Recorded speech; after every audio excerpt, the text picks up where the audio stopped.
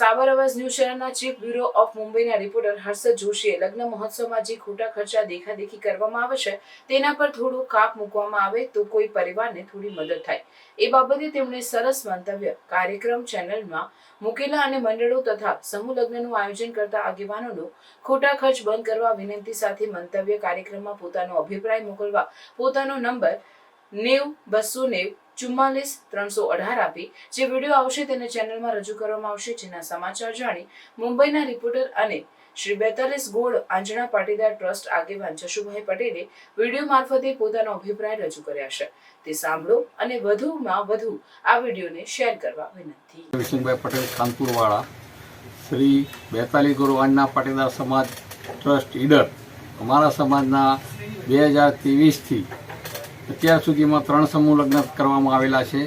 અમારા સમાજની core team બનાવવામાં આવેલી છે। અમારા સમાજના સમૂહ લગ્નમાં દરેક જોડાઓને ગિફ્ટ આપવામાં આવે છે।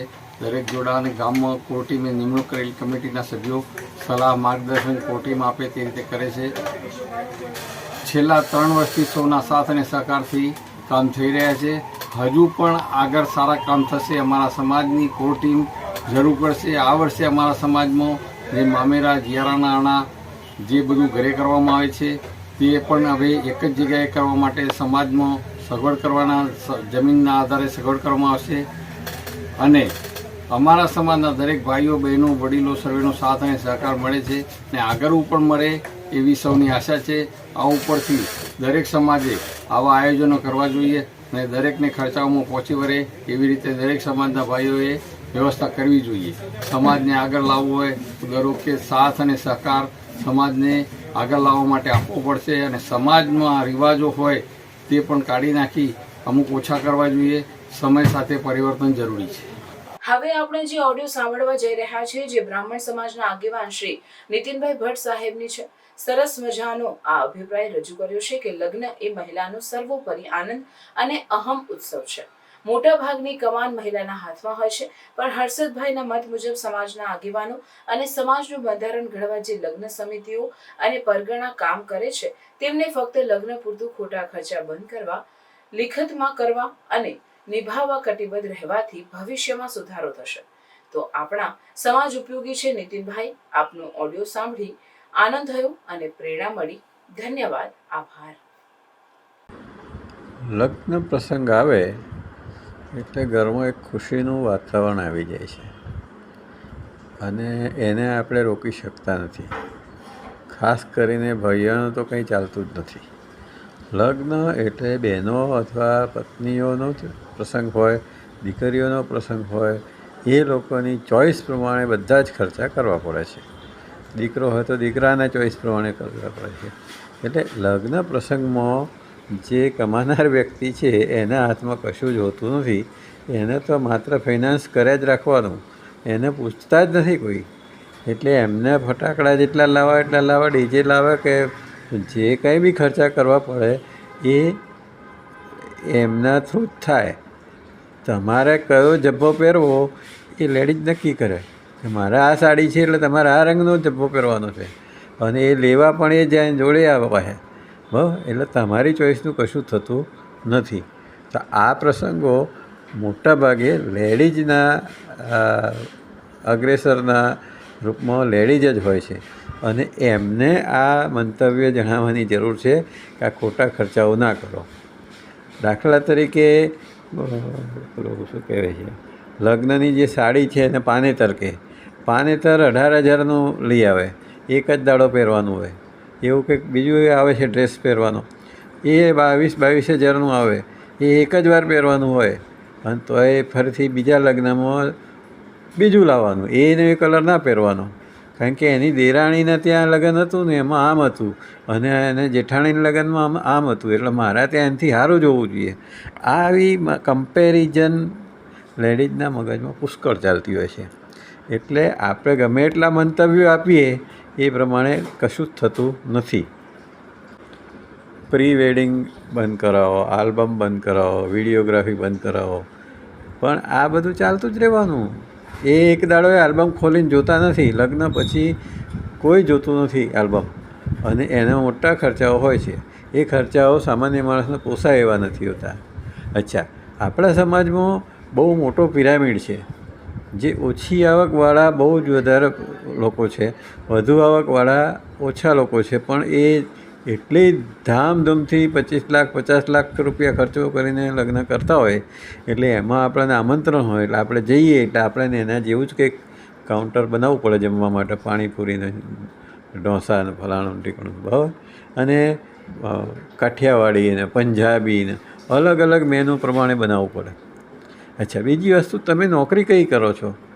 સારી જગ્યાએ નોકરી કરતા હોય, ગવર્મેન્ટ કર્મચારી હોય, આવક સારી હોય તો તમારે એ પ્રમાણે જ આપવું પડે. તમારે ત્યાં આમંત્રિતોની સંખ્યા 1000ની ઉપર હોય અને એ પ્રમાણે તમારે સમાજમાં રહેવાનું છે, એટલે તમારે ખર્ચો કરવો જ પડે. તમને પોસાય કે ના પોસાય કોઈ જોવાનો સવાલ જ નથી થતો. અમે તો લગ્નમાં આવીશું જ. શું એટલે તમે કહો કે ગરબા રાખ્યા છે કે નહીં, અમે ચણિયા ચોરીને બધું લઈને આવીએ, આવા સામેથી ફોન આવે છે. હવે એમને શું કરવું? એમના માટે રહેવાની વ્યવસ્થા, હોટલની વ્યવસ્થા, જમવાની વ્યવસ્થા, અમુક લગ્ન તો અઠવાડિયા સુધી ચાલતા હોય છે અને અઠવાડિયા સુધી બધું જલસા થતા હોય છે. હવે આવી વસ્તુ નાના માણસો જોવે છે અને એનાથી પ્રેરાય છે અને એનાથી અડધો ખર્ચો એ કરવામાં કોશિશ કરે છે અને એમાં એ દેવાના ડુંગરમાં ડૂબી જાય છે. એટલે હર્ષદભાઈએ જે કીધું એ બરાબર છે કે દેખાદેખી ના હોવી જોઈએ. દરેક સમાજે આવું કંઈક બહાર પાડવું જોઈએ કે ભાઈ આટલું જ કરવાનું છે. આહિર સમાજે જે બહાર પાડ્યું છે એ બરાબર છે કે ભાઈ 5 વાનગી જ હોવી જોઈએ અને 6ઠ્ઠી વાનગી ના હોવી જોઈએ અને મિનિમમ ખર્ચામાં લગ્ન થવા જોઈએ. દહેજ પ્રથા બંધ હોવી જોઈએ. સોનાની આપણે તો હવે બિલકુલ બંધ કરવી જોઈએ, કારણ કે લાખ રૂપિયા સોનું પહોંચ્યું છે. હવે એ કઈ રીતે પોસાને? એક જ દાડો આપણે પહેરવાનું છે, બીજા દાડા તો લોકરમાં મૂકી દેવાનું છે. તો આવા બધા ધંધા બંધ કરવા જોઈએ અને આનું સખત વિરોધી છું કે સોનાના દાગીના અને જમણવારના જે મોટા ખર્ચાઓ છે એમાં કાપ મૂકવો જોઈએ. ડેકોરેશનવાળા 3-4 લાખ રૂપિયા લઈ જાય છે, એ પણ ખર્ચો મિનિમમ કરવો જોઈએ. ઘર આગળ માંડવો બાંધી અને મિનિમમ શું કહે મહેમાનોમાં આ કાર્યક્રમ કરવો જોઈએ, કારણ કે એમાં 1000 માણસને બોલાવવાની જરૂર જ નથી. વરપક્ષના 25 માણસ, 50 માણસ અને કન્યા પક્ષના 50 માણસ, 100 માણસનો કાર્યક્રમ અતિ સુંદર થાય છે અને લગ્ન તો થવાનું જ છે. આ દૂષણને આપણે નહીં રોકી શકીએ, કારણ કે સમાજમાં અસમાનતા છે. કોઈ 5 લાખ કમાય છે મહિને અને કોઈ 25,000 નથી કમાતો. હવે એ બંનેના લગ્ન થાય એટલે કમ્પેરિઝન તો દિમાગમાં રહેવાની જ, અને સ્ત્રીઓનો કમ્પેરિઝન અતિશય હોય છે અને એમના જેવું જ કરવા માગતી હોય છે. એટલે આ મહેંદીવાળા 10,000 લઈ જાય છે, મેકઅપવાળા 10,000 લઈ જાય છે. એટલે આ બધા ખર્ચાઓ ખોટા છે પણ જરૂરી પણ છે અને એમના આનંદનો જિંદગીનો પ્રસંગ છે, એટલે એમને આપણે ના પાડી શકીએ. લગ્ન પ્રસંગે થતા ખર્ચામાં તમે કોઈ પણ જાતનો કાપ મૂકી શકવાના નથી. સોનાના દાગીના લગભગ 8-10 લાખના થાય અને 8-10 લાખ રૂપિયાના બીજા ખર્ચા થાય, અને સારી રીતે લગ્ન કરવું હોય તો 25 થી 27 લાખ 30 લાખ જેટલો ખર્ચો થાય, એ મિનિમમ ગણાય છે. પાર્ટી પ્લોટનું ભાડું 3.5 લાખથી શરૂ થાય, ડેકોરેશન બીજા 3.5 લાખ રૂપિયા થાય અને જમણવારના જુદા. પર ડીશ 600 થી 1000 રૂપિયાની ડીશ થાય, 1200 રૂપિયાની ડીશ થાય અને 1000 તમે આમંત્રિત કરો એટલે ધામધૂમથી સરસ લગ્ન થયા કહેવાય. એમાં ડ્રોન ઉડતું હોય, મોટા સ્ક્રીન પર તમારું લગ્ન દેખાતું હોય, બેસવાની સારી સોફાની વ્યવસ્થા હોય અને તમને લાગે કે આ લગ્ન બરાબર થયા. પરંતુ થોડાક સમયમાં જ છૂટાછેડાના સમાચાર આવી જાય છે અને એ ખોટું છે.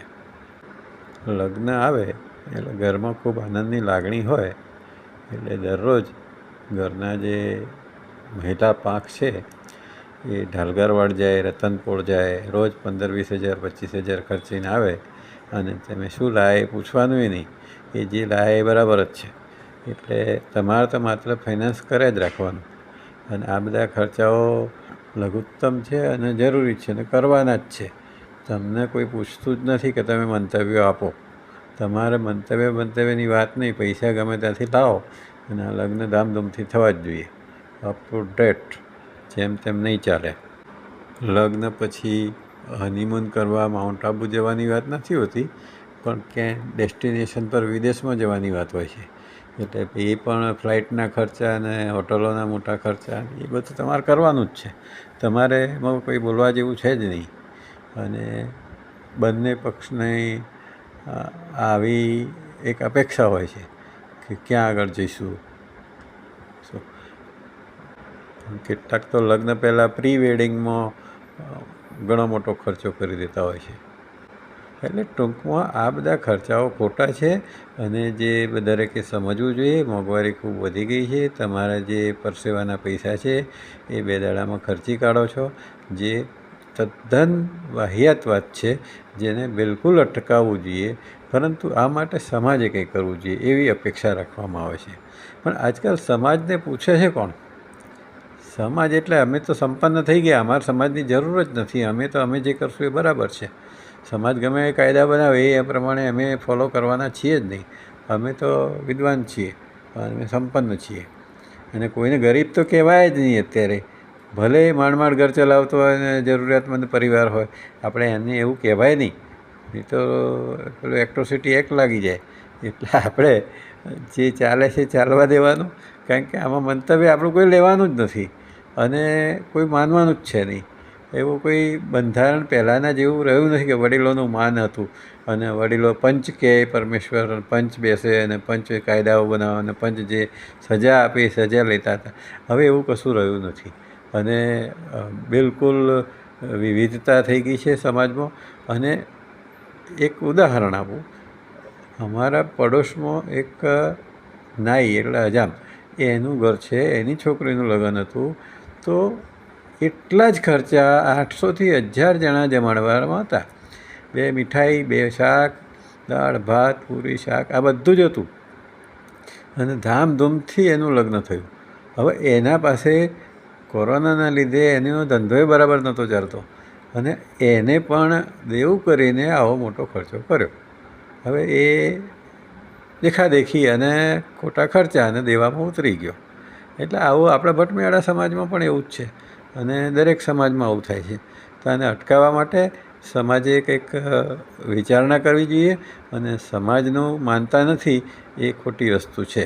આવા ન્યૂઝ જોવા માટે સાબર આવાઝ યુટ્યુબ ચેનલને સબસ્ક્રાઇબ કરો અને લાઇક કરો, જેથી હવે પછીના દરેક સમાચાર સબસ્ક્રાઇબ કરેલા હશે તેઓને નવા સમાચારની માહિતી મળી જશે.